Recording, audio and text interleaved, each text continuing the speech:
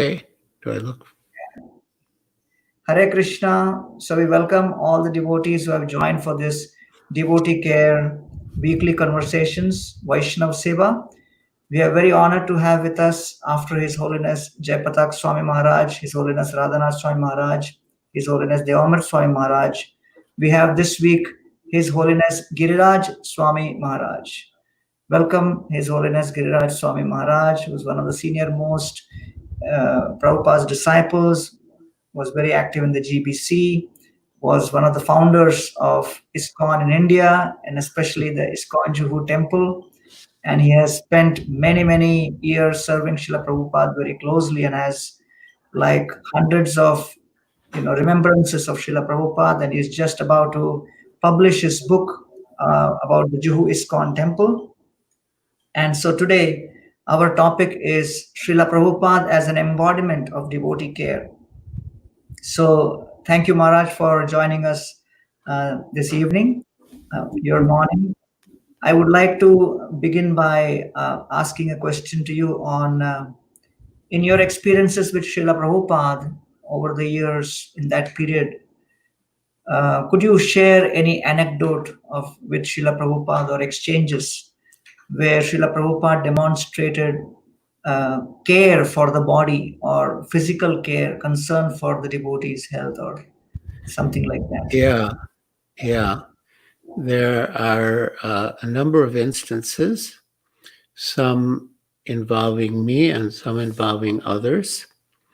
One notable one involved Yamuna Devi, and I thought that it would be nice to read her description because it was like very striking. This was after the first Delhi Pandal, and she writes that she was exhausted and she felt sick, and so she was staying at Dalmia Bhavan, and it was a very crowded situation, perhaps 10 to 15 of us in one room. And the only place free was the bottom shelf in one of the walk-in closets. We had all of our paraphernalia piled up, and I was in a sleeping bag down on the bottom shelf. Srila Prabhupada noticed I was missing, and I was later told that he had inquired many times where I was. One day I became aware of the door being opened, and I turned to see Srila Prabhupada's lotus feet walking into that closet room. He placed his hand on my head and inquired, "Yamuna, how are you doing?" I said, "I'm always thinking of you, Srila Prabhupada." Then I explained my symptoms, and he said, "I think this is jaundice. Now I will take charge of your recovery. You will never get well in these conditions on the floor." Srila Prabhupada had a hospital bed brought for me and moved me into a room right next to his, with floor-to-ceiling windows, neem trees outside, and a fan. And he came in every day to check on my progress. He also called in an Ayurvedic doctor and gave me a diet for jaundice.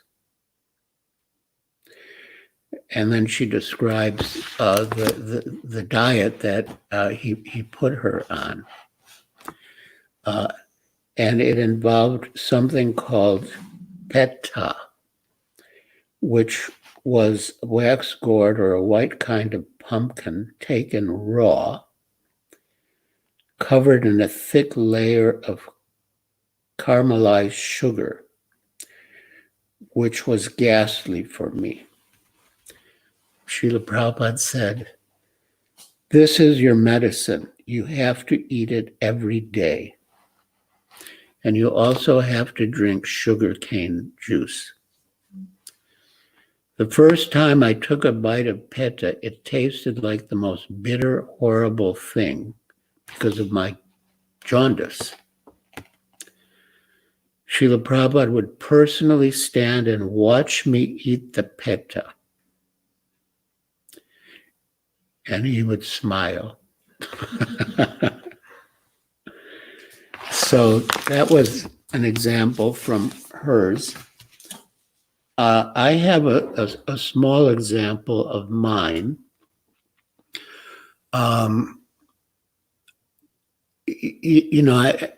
We were in Juhu, and I used to go to the city all day long and come back at night and report to Srila Prabhupada.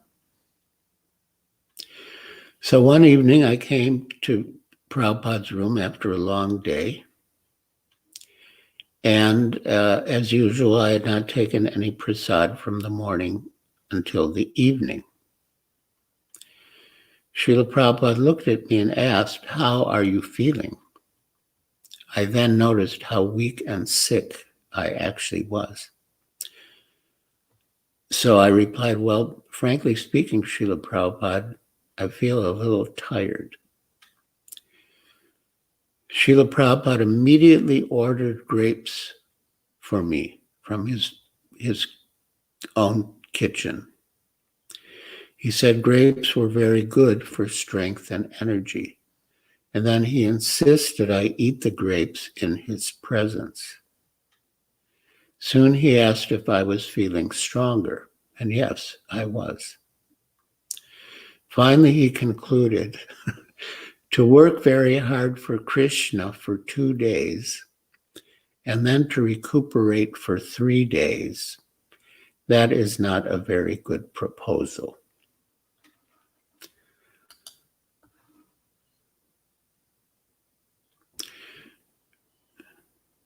Thank you. Thank you, Maharaj, for sharing these beautiful stories about Srila Prabhupada's, care and concern, and his demonstrating so much of his personal interest in helping devotees remain physically fit.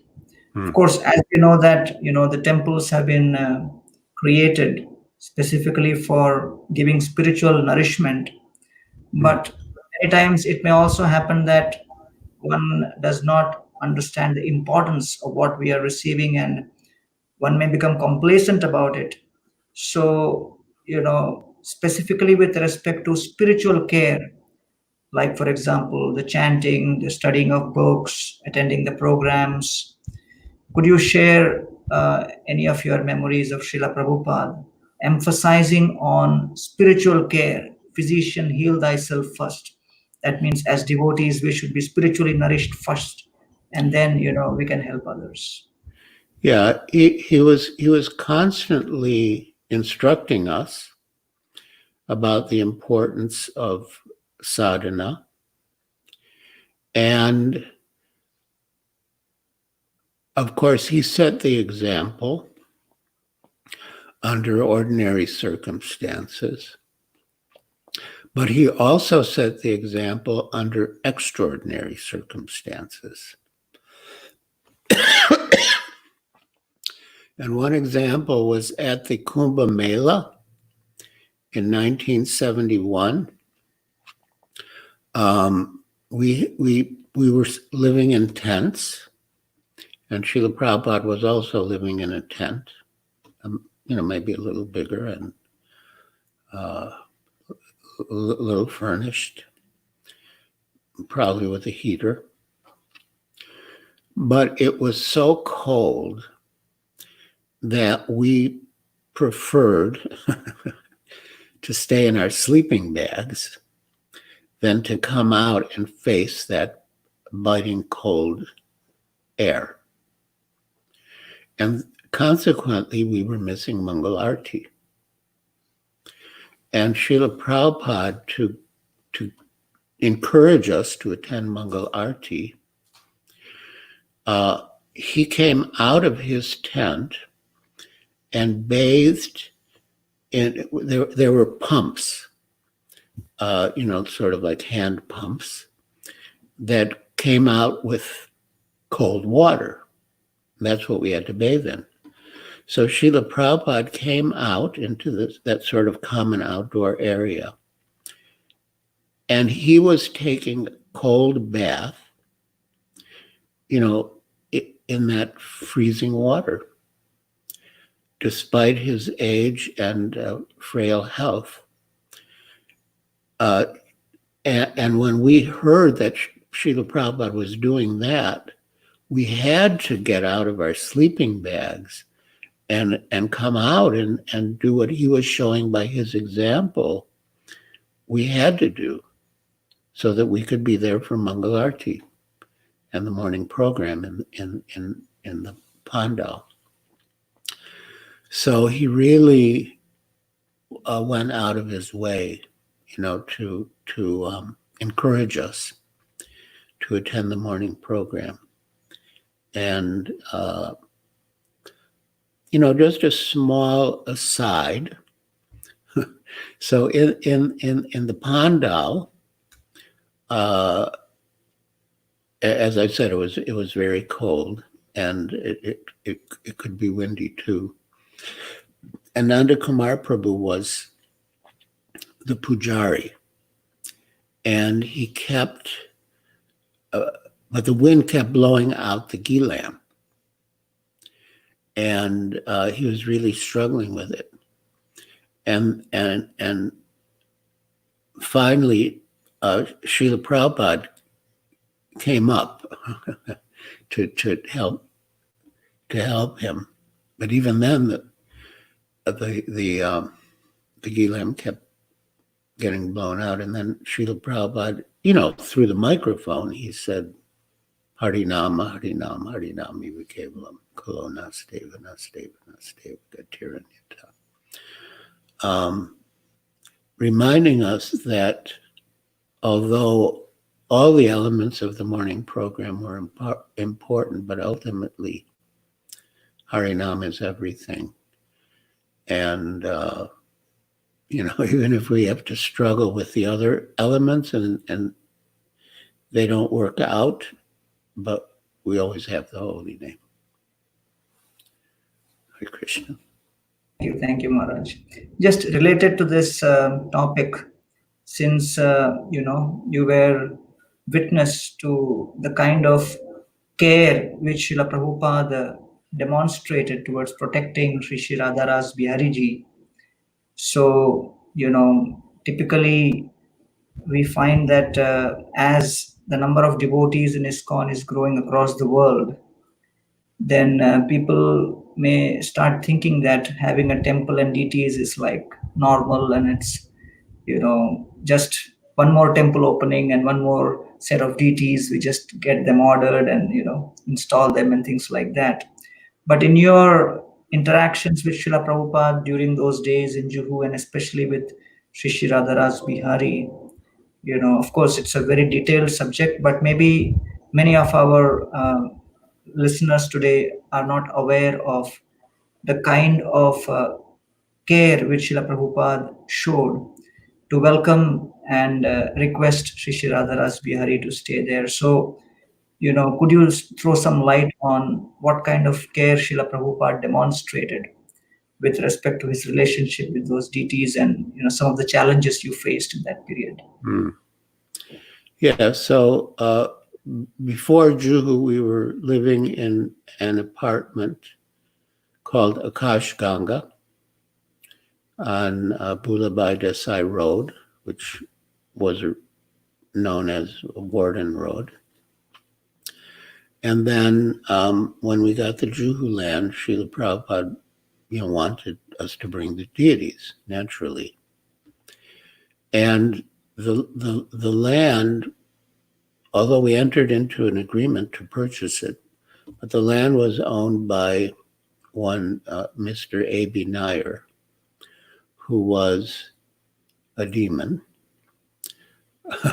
Once I gave a class about what happened in Juhu in New Dwarka, Los Angeles. And His Grace Virabahu Prabhu afterwards told me, I usually don't like it when devotees use the word demon to describe people. But after hearing your description, I agree, actually, Nair was a demon. So he was basically trying to cheat Srila Prabhupada and, take money from him and eventually, on some pretext, cancel the agreement and keep the money and send us away. But Srila Prabhupada, understood, as I say, not possession is 9/10 of the law, like how important it would be for us to maintain possession by having the deities. And he made a promise to them, my dear sir, you just come and sit here and I will build you a temple. And I took that statement for the title of my forthcoming book, I'll Build You a Temple. And he did. But all along, he took great care to see that the deities were worshipped properly. And there was one incident, because before we had our semi-permanent temple, we had a pandal, and then that's how we began at Hare Krishna land in Juhu. And then after the pandal program, we had like something like a shamayana, a little platform for the deities, and a brahmachari would sleep there at the night. And one night someone came in and stole the deity's jewelry in spite of the brahmachari being there. And Malati Dasi informed Srila Prabhupada what was happening. And Srila Prabhupada wrote me such a heavy letter, I've come to understand that the deities are being neglected. This is a most abominable affair. And I was like really stunned by that letter. And it took me a while to recover from Srila Prabhupada's heavy statements. But he was so protective of the deities. And not just protective of the deities, he was protective of our spiritual lives, because he knew that if we were neglectful of the deities, we would be committing offenses, and thus we would be suffering spiritually. But he was always concerned about the deity's service, and he was always checking with us, and I had to report what I was doing, to protect the deities. He said I should buy a safe and, keep the deity's jewelry. It wasn't real jewelry, but people might have thought it was. Keep the deity's jewelry in a safe. And he gave many detailed instructions about how to protect the deities and their paraphernalia. Maharaj, many times devotees feel that the main aspect of Krishna consciousness is taking care of one's spiritual sadhana, and even to some extent taking care of the body. And many times one feels that the mental or the emotional aspects of one's life may not be so directly important in the progress of our life, because after all, so many of our great acharyas and different mahajans in our sampradaya, we just saw them performing such tremendous austerities and showing the way by their spiritual tapas or spiritual prowess. So maybe, at this point, I would request you to share some of Srila Prabhupada's, pastimes, or Prabhupada's emphasis on mental and emotional care for the devotees and how important it is with respect to our progress in spiritual life? And if yes, then how is this emotional care connected to our spiritual life and spiritual progress? Because it looks like spiritual life is a standalone element where the holy name is there, the holy name enters your heart, and then your progress is very much dependent on that. So where do you factor in this emotional care element, and what has been your experience with Srila Prabhupada with respect to that? Well, I would say that as far as emotional care, I would translate that into feeling discouraged. How Srila Prabhupada, because they protected us or cared for us, protected us from becoming discouraged. I'll give a little example.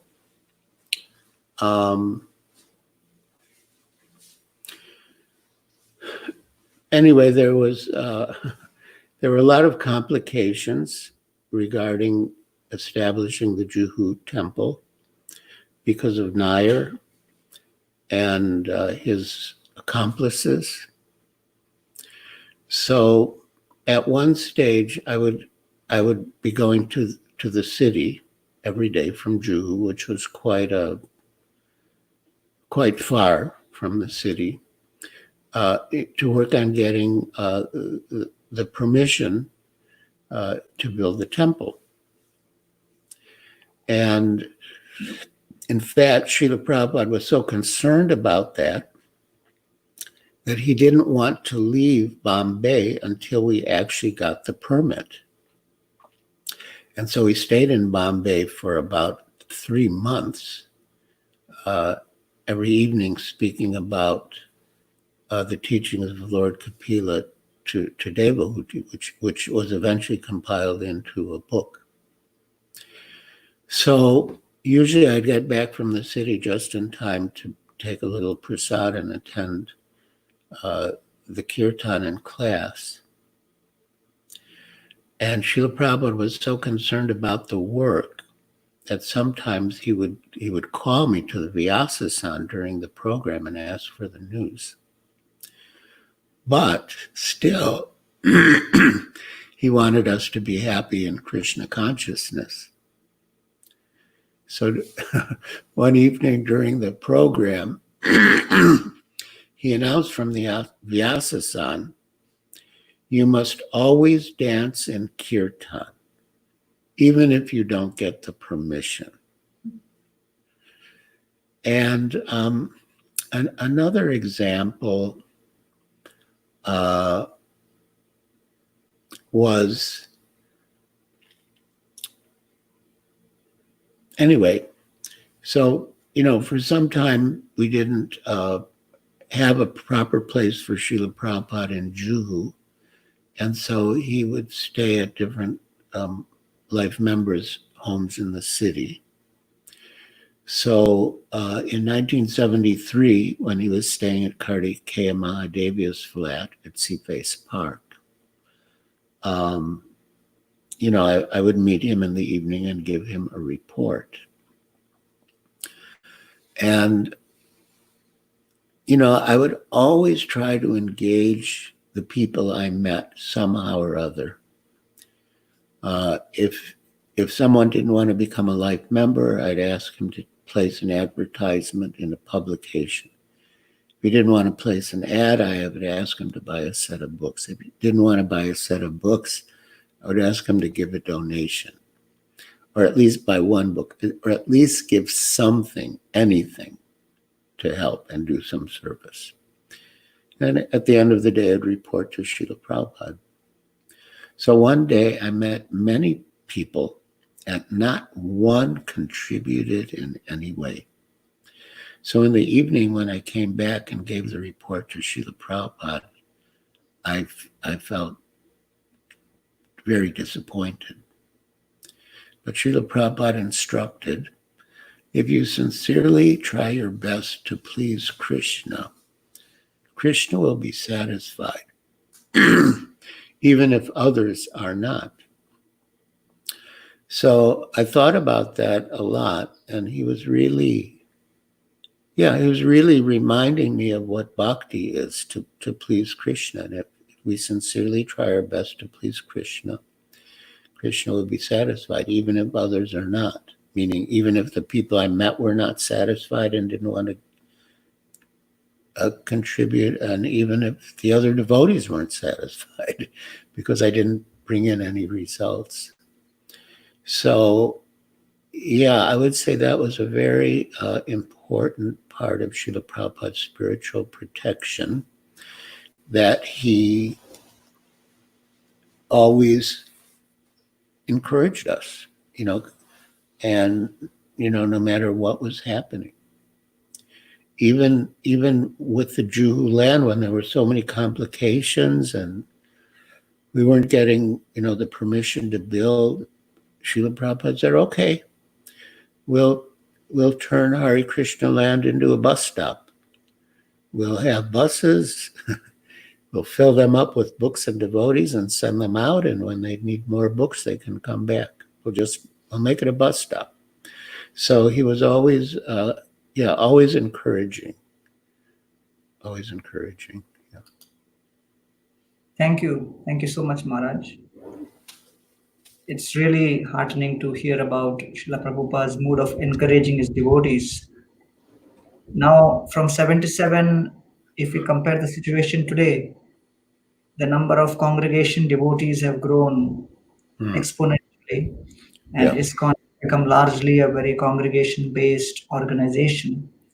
So, in this context, the very future stability and growth and spiritual strength of ISKCON very much rests upon the health of the Grihasthashram.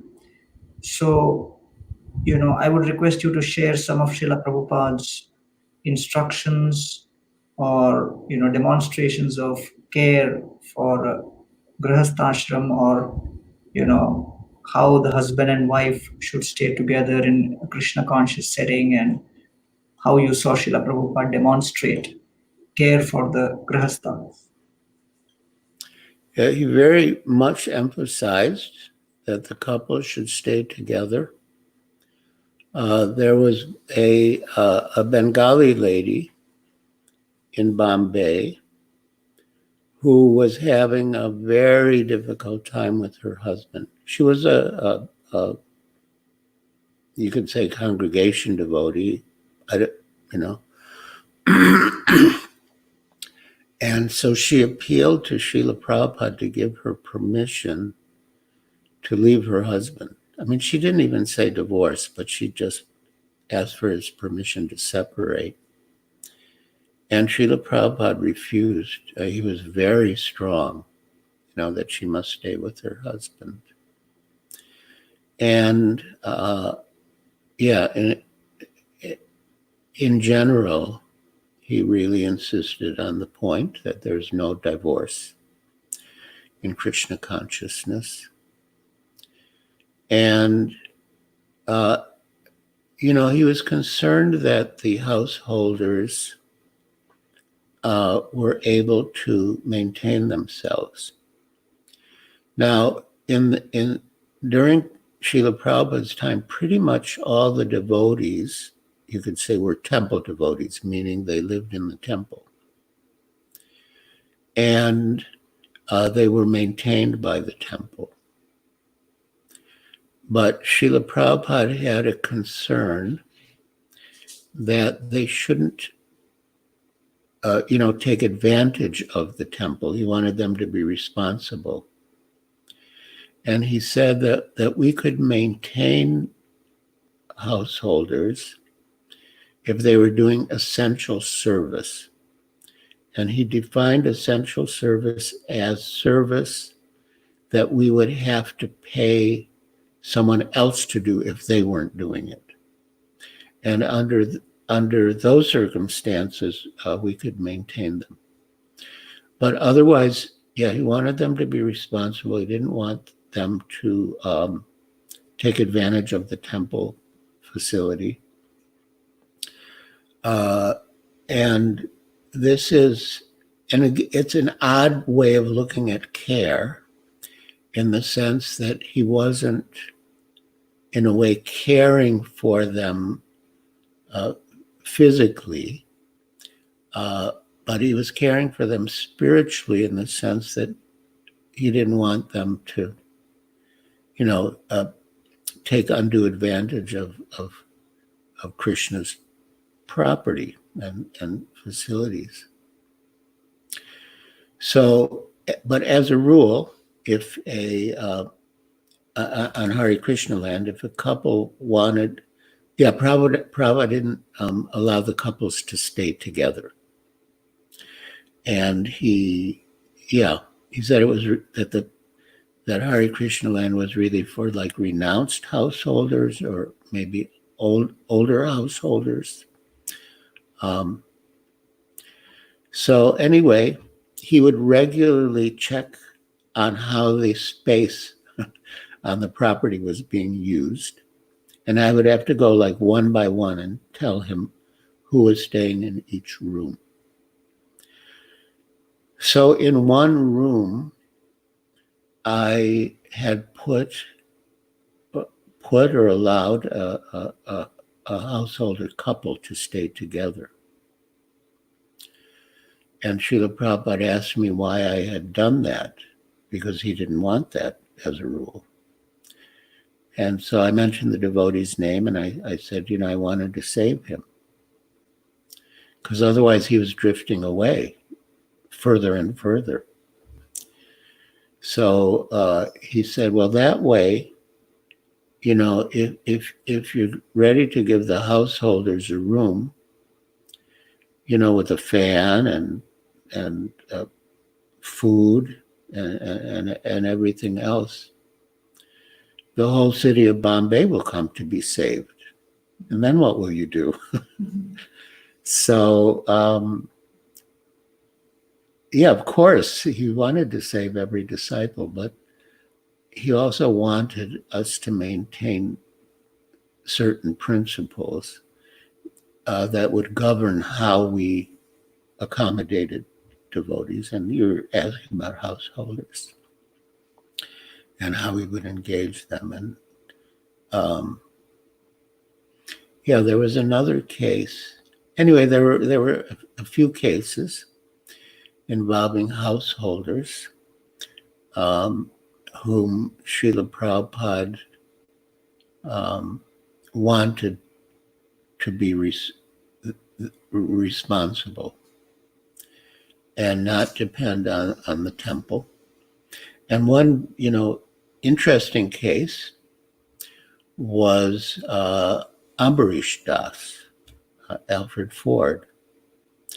Ambarish Das came to Juhu. He was my preaching assistant for a while. I used to take him to meet big people. And before leaving Juhu, he had a meeting with Srila Prabhupada about his future. And I happened to be there. And Srila Prabhupada told him that he wanted him to work, because he wanted people to understand that one could be a devotee of Krishna and at the same time have a responsible position in society. So Ambarish Prabhu asked Srila Prabhupada, do I have to work with the Ford Motor Company? And Srila Prabhupada said, no, any work. And then Ambarish Prabhu asked, well, what about association? What will I do for association when I'm working? And Srila Prabhupada said, if you always think I'm doing this for Krishna, that will be your association. So, of course, the association of devotees is essential. And, as far as possible, their householders should have a morning and evening program. As Srila Prabhupada said, first best, of course, it's, in context, but he said, first best is to live in the temple. Second best is to live near the temple and come to the temple every day. And next best is to turn your home into a temple. So yeah, he definitely wanted the householders to have their spiritual programs in the temple or at home.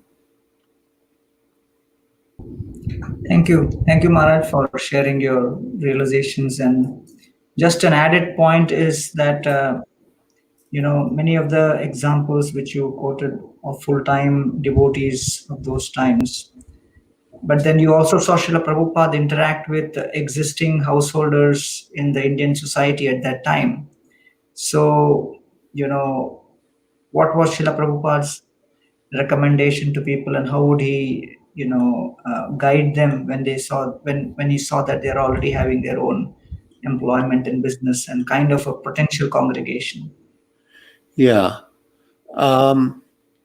He would encourage them to come to the temple, but mainly he would encourage them to do service. And for many of the householders, that service meant giving Lakshmi. And, with Srila Prabhupada, when he didn't ask for money that much, but he would talk about the principle, even the principle of householders giving 50%. And so he would, he would encourage the householders to do service by contributing financially. And according to their ability, he would ask them to serve the mission. One of Srila Prabhupada's maybe most prominent householder devotees in Bombay was Mr. P.L. Sethi, who was by work a building contractor. And Srila Prabhupada really engaged him, in the construction at Juhu, first in building an additional floor on the top of those 6 tenement buildings at the back of Hare Krishna land. And Srila Prabhupada told Mr. Sethi, and this is part of Prabhupada's care for his disciples, that they should have proper accommodations. And he said, it's one of the duties of the spiritual master to see that his disciples have proper accommodations. So he engaged Mr. Sethi in that building work. And when the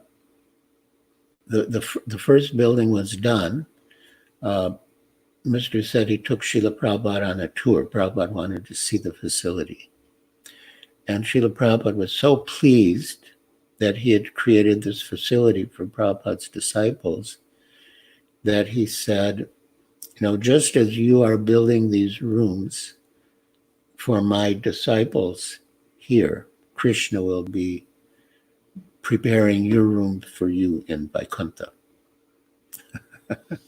And Mr. Sethi said, I'm a sinful man, which he wasn't, but he said, I'm a sinful man. How can I go to Vaikuntha? And Srila Prabhupada said, you don't worry about that. I'll manage that.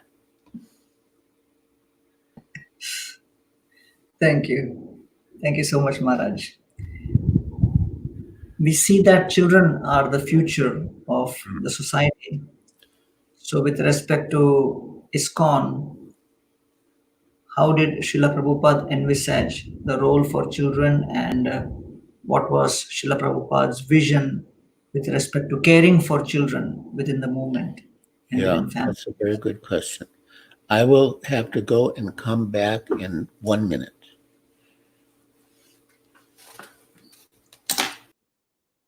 So we would like to take all of you across our website, www.iskoncourses.com. So basically, with respect to spiritual care, many devotees across the world have reached out to us asking for online portals where they could register and study Srila Prabhupada's books at their own pace. They want to study Bhagavad Gita, Nectar of Devotion, Nectar of Instruction, Sri Shopanishad, Srimad Bhagavatam, Chaitanya Charitamrita, and various other courses. And it is a fact that all across ISKCON, various institutions like the MIHE or the Mayapur Institute, the Bhakti courses at ISKCON Chowpatty, the Bhaktivedanta College at Radhadesh, the Bhaktivedanta Research Center here at Govardhan Eco Village, and the online courses at Govardhan Eco Village, to name a few. And recently, we also found out about the wonderful range of courses being offered by Bhaktivedanta Manor, ISKCON London, and many such courses online have been offered, but we did not have a single portal where all of these courses would be accessed. So we are happy to share with you that on this portal, ISKCONcourses.com, you could have a look at the entire range of different courses being offered. We have also graded the courses as per the different levels of entry point for beginners, for intermediate, then advanced, and according to the level of Krishna consciousness courses you wish to take, you could connect with any of these courses and upgrade and increase and enhance your understanding of Krishna consciousness. So we have also divided these courses into sadhana or spiritual practices, skills, and various dimensions which people would experience in the course of their life. So we have divided them into what is known as the learning pathways, and we will add many more such categories depending on the kind of courses which come forward and come to our notice. So in this ISKCONcourses.com, at the top end corner, you will see the contact us button.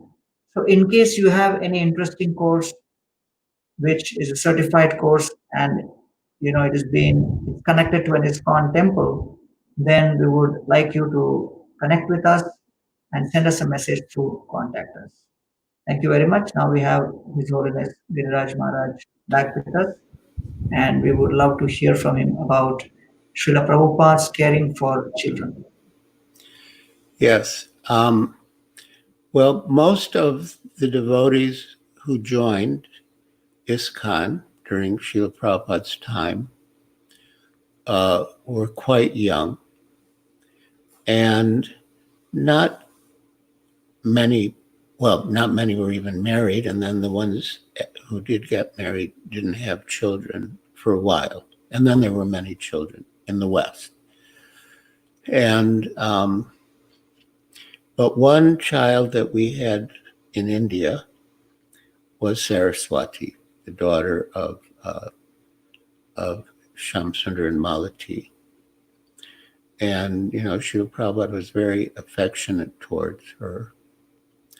There was one incident, not in Bombay, but the devotees, it might have been in Vrindavan, but anyway, the devotees were making a large quantity of chutney. It's like a big feast for many guests.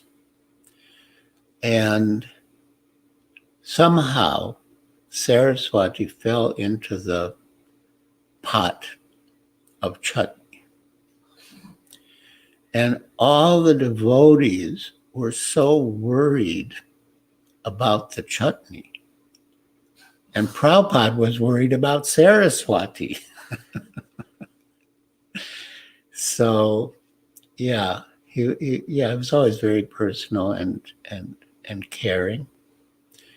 And in Los Angeles, after deity greeting, he would have a plate of cookies brought for the children, and you can see many videos of him giving cookies to the children. In Juhu, we didn't have devotee children as such, but we had tenants on the property, and they had children. And Srila Prabhupada, so yeah, some of the devotees, Madhavisa Prabhu, and then he was assisted by Gargamuni Prabhu. They would have classes, sort of informal classes for the children of the tenants. And Srila Prabhupada was very pleased with that program. And, eventually Madhavisa Prabhu went to Australia. Gargamuni Prabhu went to travel in India. But Srila Prabhupada said this is a very important program and it should go on, even if Madhavisa and Gargamuni are not there. And so the establishment of Gurukul, that was sort of like the beginning of Gurukul in India in an informal way. And, the establishment of Gurukuls was a very important part of Srila Prabhupada's program. And it was a way that he was, expressing his care for the children. And he didn't want the parents to neglect their children in the name of service or for the sake of service. There was one lady disciple who was engaged in deity worship, and Srila Prabhupada told her that, your child is your deity. You have to take care of your child. So, yeah, he was very concerned. Of course, it's good that devotees are enthusiastic to do service.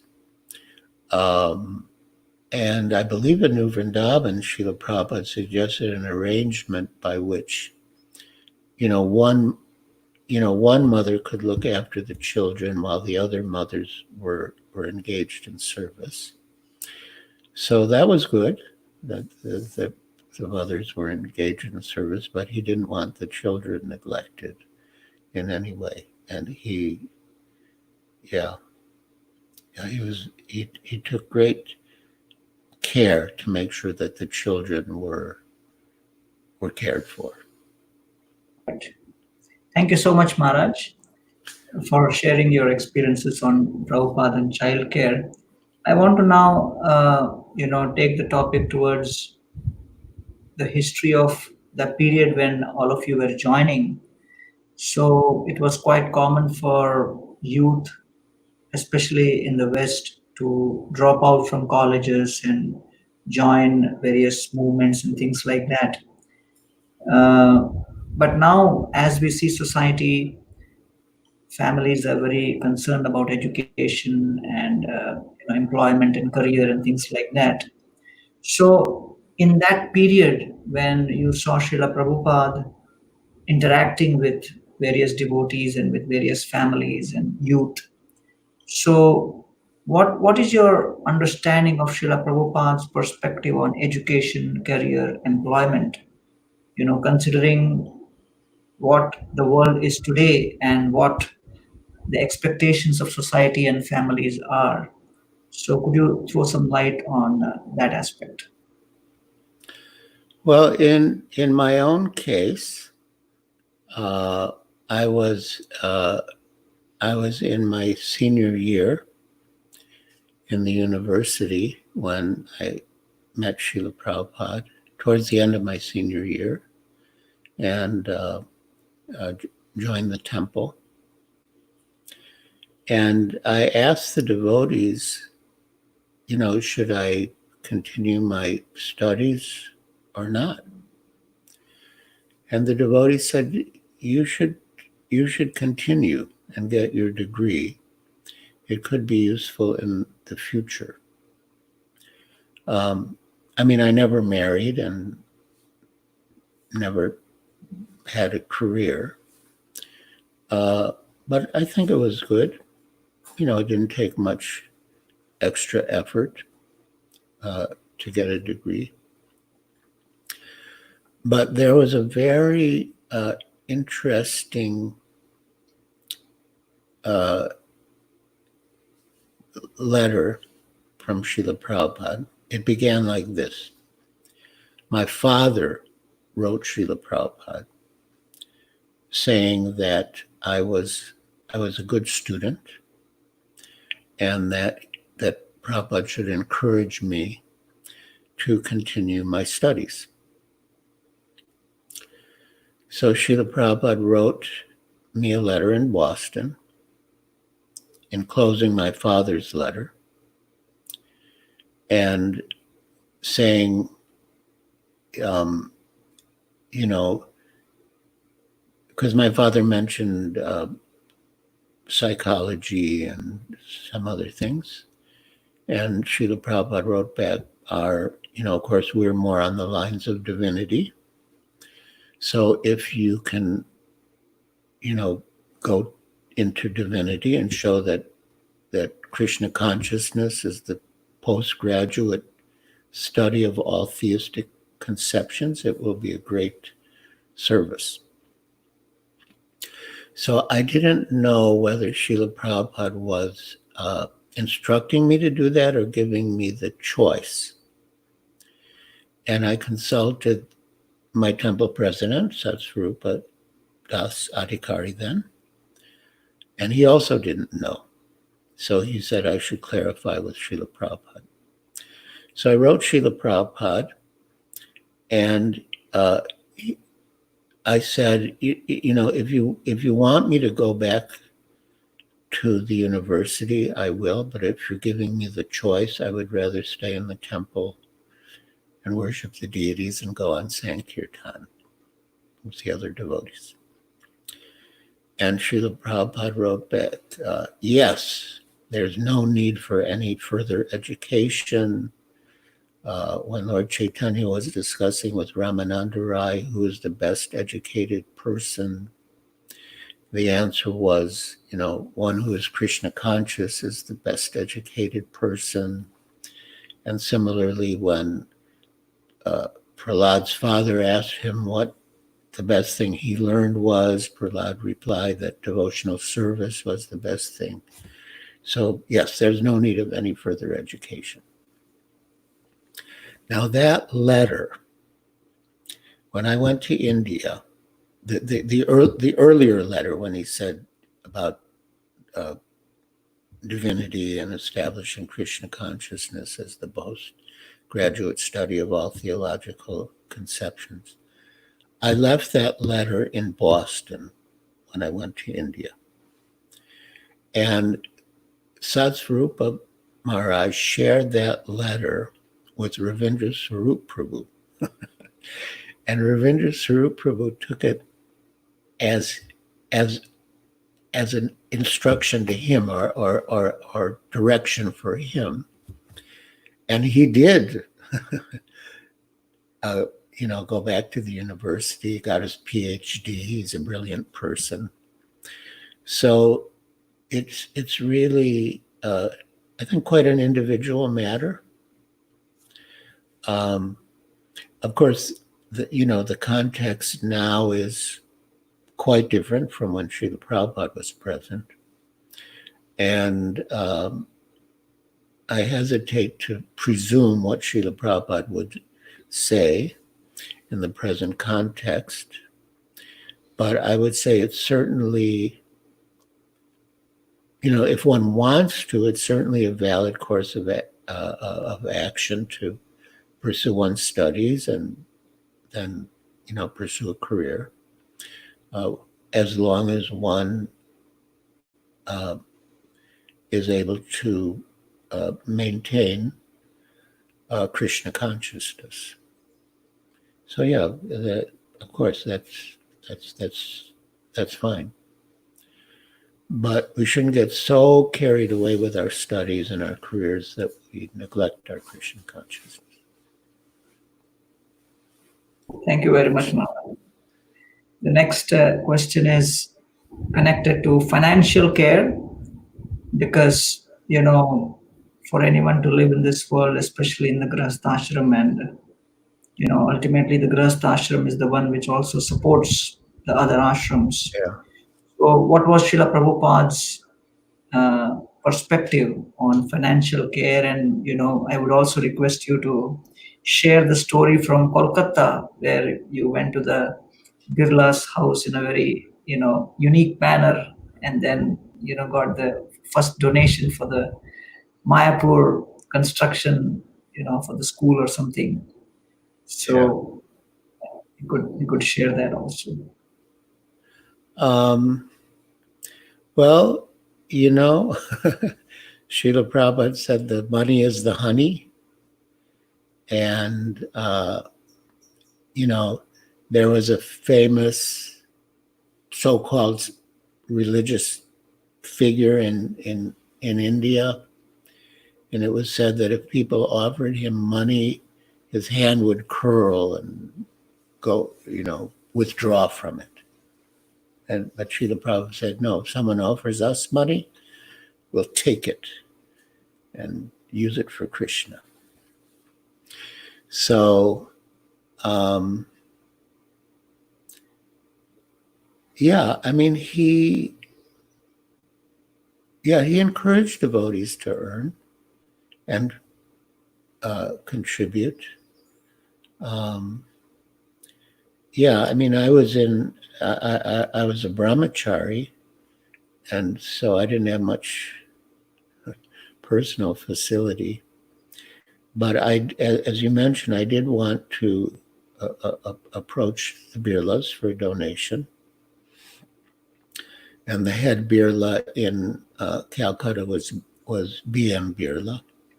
He was in charge of manufacturing the ambassador cars.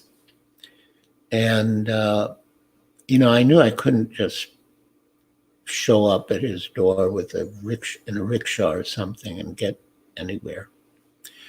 So I went to one of our life members and I said, I want to approach B.M. Birla, but, I want to arrive there looking like in a dignified manner.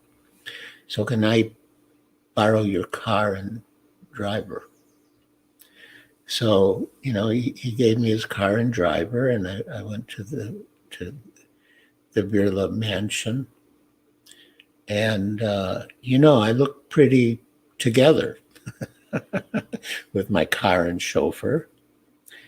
And, they had those like circular driveways that would take you right up to the entrance. And the entrance was open. So I just walked in, with my briefcase. And I really didn't know where to turn. But anyway, I had to turn somewhere. So I turned to the left. And Mr. Birla's grandson was there. He was a very sweet young man. And, very polite. He said, can I help you? And I said, I've come to meet Mr. Brij Mohan Birla. And so, Mr. Birla, he gave a big donation. I think it was the biggest to up till that time.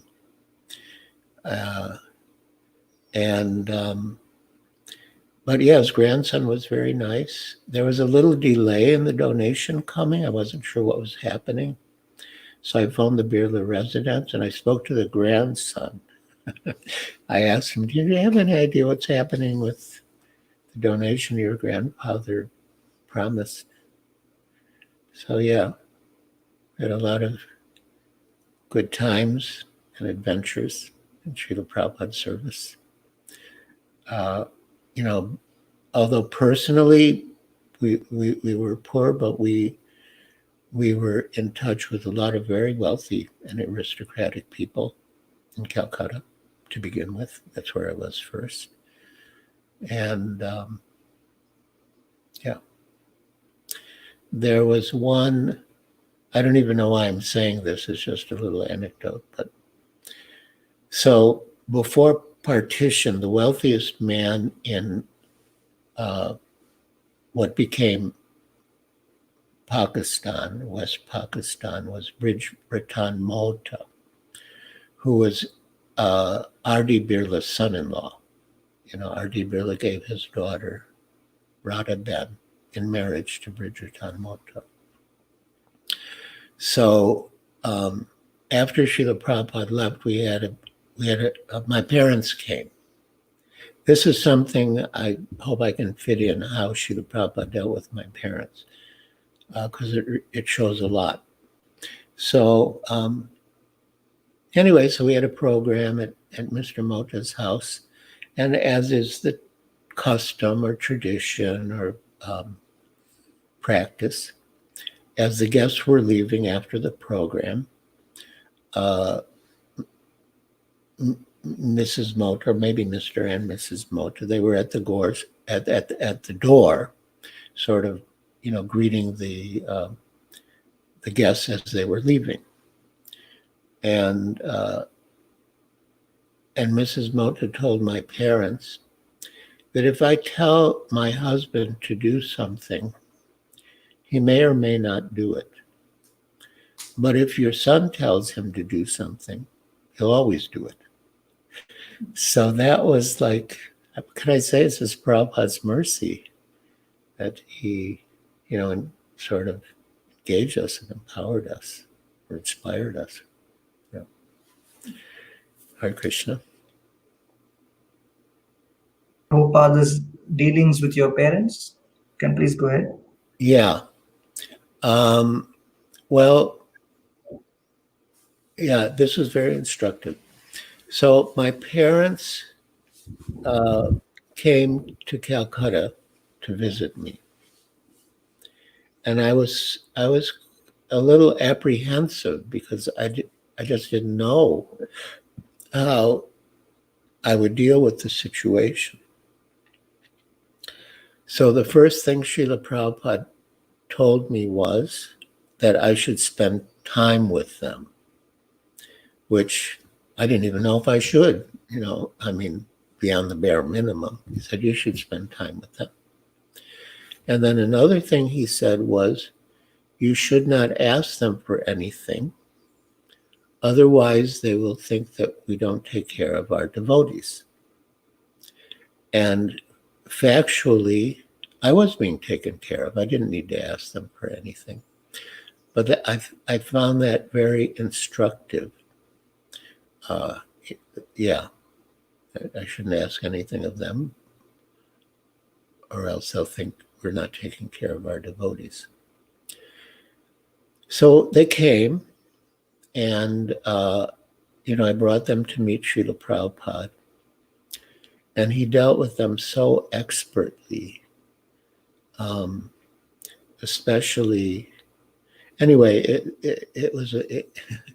he spoke in such a way as to sort of break my father's prejudices against India or Indians, and even in favor of like big people in the material world.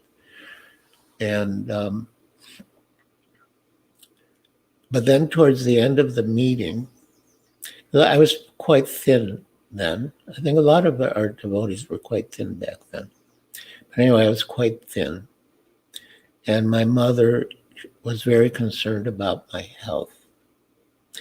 And in those days, people in the West at least had the idea that if you don't eat meat, you won't be able to get enough protein. So my mother brought this up. And, Srila Prabhupada, he would always have sweets on his table to give to people, some prasad. And, being Calcutta especially, he had sandesh. And so when my mother expressed her concern that I wasn't getting enough protein, so he distributed these some sandesh to my parents as prasad. And he said, these are made of cheese. and they're very high in protein. And then he turned to me and said, you must eat 24 rasgulla and sandesh every day, which I'm still working on. I haven't made it, but I'm working at it. And anyway, there are many details, but the result was that my parents were charmed by Srila Prabhupada. And as they were leaving his room, and I was accompanying them, my father said to me, I can say two things about your master. He really knows how to deal with people, and he's a brilliant organizer. And in my father's value system, those were like the two highest compliments he could pay to anyone. Anyway, after Calcutta, I mean, eventually I went to Madras. The first ISKCON devotee to go to Madras. And there I was living at different people's homes. You know, we had no temple or center. And I was eating lots of good idlis and dosas and sambar, and I put on weight. Then eventually I arranged a program for Srila Prabhupada. He came for a week, and he saw that I had gained weight. And he said that you should take a picture of yourself and send it to your mother.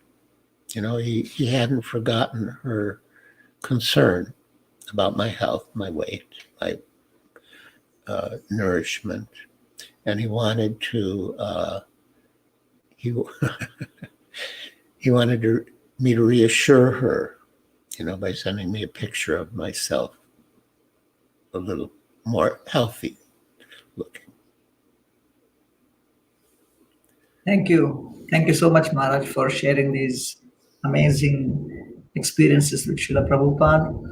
Just on the perspective of care for the renounced order or those who have been senior preachers within ISKCON, many of the ISKCON devotees are not aware of the efforts which yourself and Tamal Krishna Maharaj made to create a facility in Govardhan, especially for those who have been experienced preachers and sannyasis and senior brahmacharis, and how they could be cared for by taking retreats and taking time off, downtime, recuperating, re-energizing themselves again for preaching. So could you share with our devotees who are hearing today's event about how that particular incident came to pass, and what was the history of you acquiring that place, and what was the thought process? Yes. We became aware of the importance of Govardhan. I mean, it's in the Shastras, and especially at the end, Srila Prabhupada wanted to go to Govardhan on parikrama for Govardhan puja. Of course, his health did not allow him to do that, but it was in our minds that he wanted to do that. So this palace, it was a king's palace, was not being used. And I found out about the owner. He was the Maharaja of Chhatarpur, which is in Madhya Pradesh. And he had like two bases, one at Chhatarpur and one at Khajuraho, which is sort of a tourist destination. So I went and met him.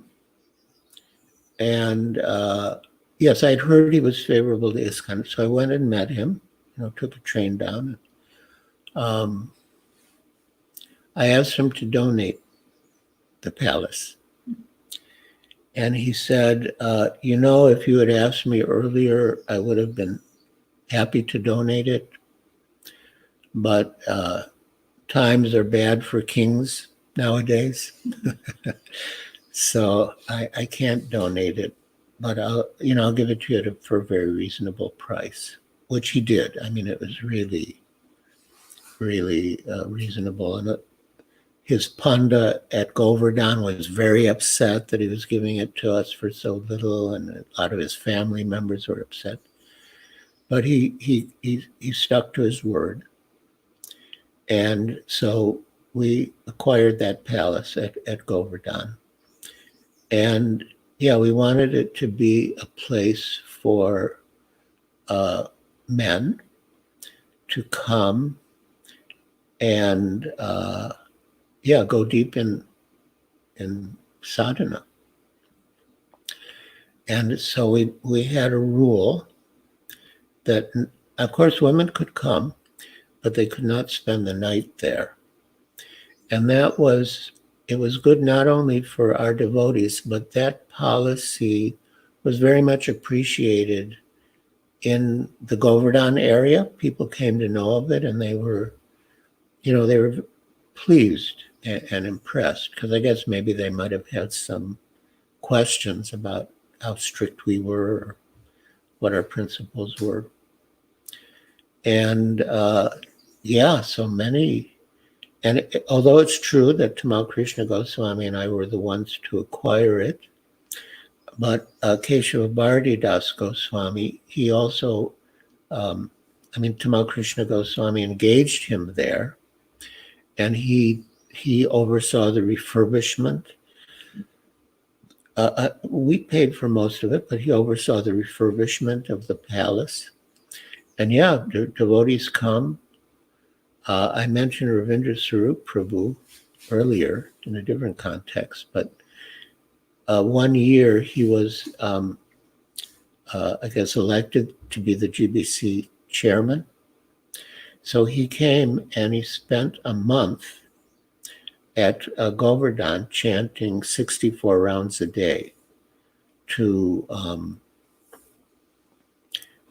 prepare himself for the responsibility of being the GBC chairman. And yeah, many devotees come. Vaisheshika Prabhu comes, and he and Keshava Bharati Das Goswami, they have readings, during Kartik. So it has served a purpose, especially, for the brahmacharis and sannyasis to come and go deep in bhajan at the side of the holy Govardhan Hill. Thank you, Maharaj. Thank you for covering so many different aspects in today's discussion.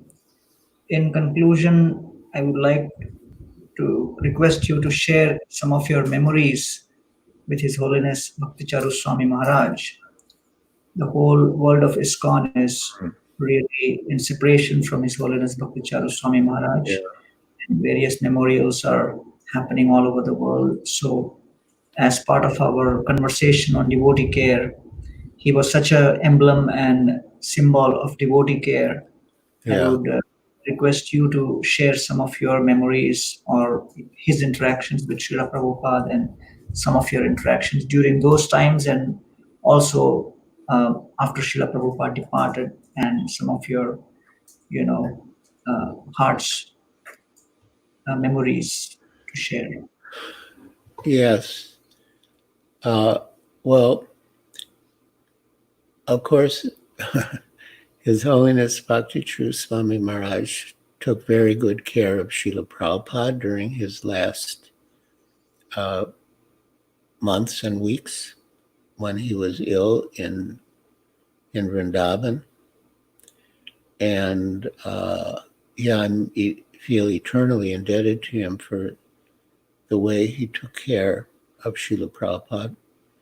And there were many past times of Srila Prabhupada's towards the end in which Bhakti-Charu Swami was involved. One was Prabhupada's desire to go to Govardhan Hill by bullock cart, because Lokanath Swami had come to Vrindavan, and he had been traveling around India with a bullock cart, and going to holy places and, holding programs, festivals, distributing books. And Srila Prabhupada was very encouraged by that program, and he also wanted to further encourage Lokanath Swami. So, he said he would take a bullock cart, go by bullock cart to Govardhan Hill on the occasion of Govardhan Puja. Now, Bhakti-Charu Swami and the other devotees who were personally serving Srila Prabhupada then, including Tamal Krishna Goswami, understood that Srila Prabhupada's health would not sustain that journey. Even if they were saying they could put a mattress on the bullock cart. But even then, the roads were so bumpy with potholes, and, Prabhupada wouldn't have been able to sustain that journey. And Srila Prabhupada had a dream about a Ramanuja Kaviraj taking care of him. And so, Adridharan Prabhu in Calcutta found a Ramanuja Kaviraj who came to Vrindavan, and he was really good, and he was really helping Srila Prabhupada. And he said, Prabhupada is making progress, but he will not be able to sustain that journey by bullock cart to Govardhan Hill. So in the end, there are many details, but in the end, Bhakti-Charu Swami was instrumental in getting Srila Prabhupada's godbrother, Akinchana Krishnadas Babaji, to appeal to Srila Prabhupada not to go. And Srila Prabhupada immediately agreed. But much later, whatever, but in Mayapur, Bhakti-Charu Swami had very big quarters upstairs at the very top.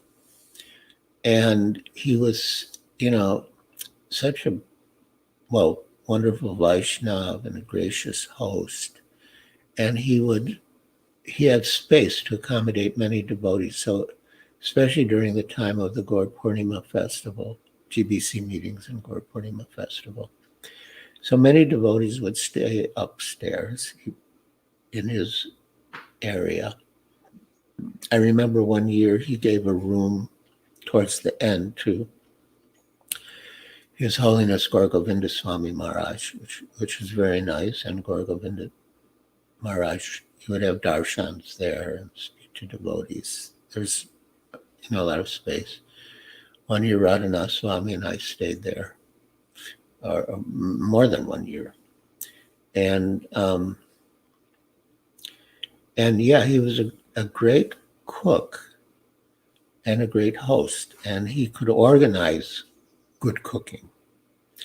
And I remember he would arrange these feasts, that he would serve us there. He would also arrange feasts for the GBC members that would be carried over to the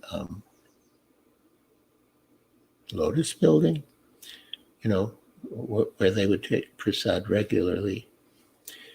And but he was like such a loving and caring person. I mean, and he would help with projects. I mean, there's so many projects he helped. I mean, but I'm thinking of one because one devotee, in the mood of appreciating Bhakti-Charu Swami Maharaj and feeling separation from him, from South Africa. So her grandparents were, wonderful devotees, and they lived in a town called Pietermaritzburg, which is not far from Durban. And they wanted to build a temple. I mean, not her grandparents as such, but the community wanted to build a temple. And they just couldn't do it. They couldn't muster the resources. So somehow one of the devotees mentioned it to Bhaktivedanta Swami, and he immediately, swung into action. Like as she wrote in her letter to me, he was a man of action, and he arranged, all the resources to build that temple, and that, quite quickly, and that temple is standing there. The deities are bestowing their mercy and blessings. So, yeah, and he would go to places and arrange for gold plating or gold leafing. I don't know all the places, but I know in Los Angeles, in New Dwarka, he did that. He arranged for some gold leafing for the Singhasans, for the deities. And at Gitanagari, he arranged for gold leafing for Srila Prabhupada's Vyasasan. And he was so generous. And Krishna, gave him a lot of facility, and he used that facility to serve Srila Prabhupada and the devotees. And it's so personal with everyone, so approachable. And he's being missed sorely, and he will be missed. And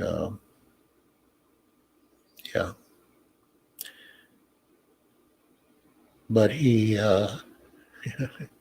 is really a very, very loving and caring person.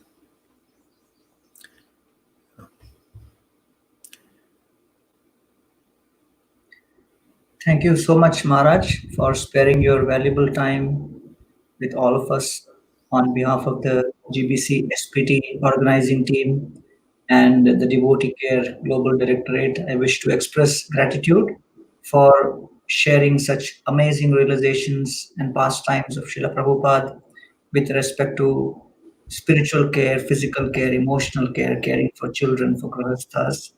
And we hope and pray that these wonderful lessons, instructive pastimes which you have shared, will really act as the true north for the efforts on devotee care which is happening right now in ISKCON.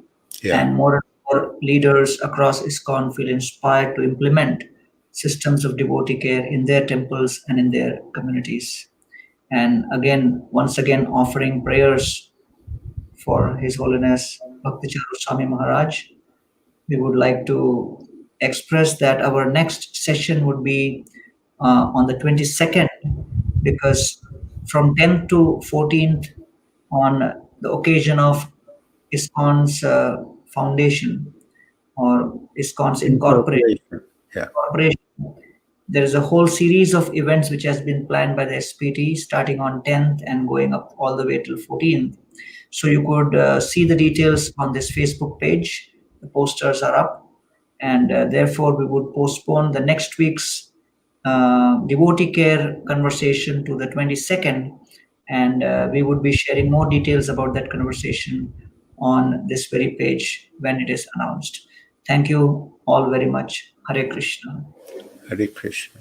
Thank you. Thank you very much.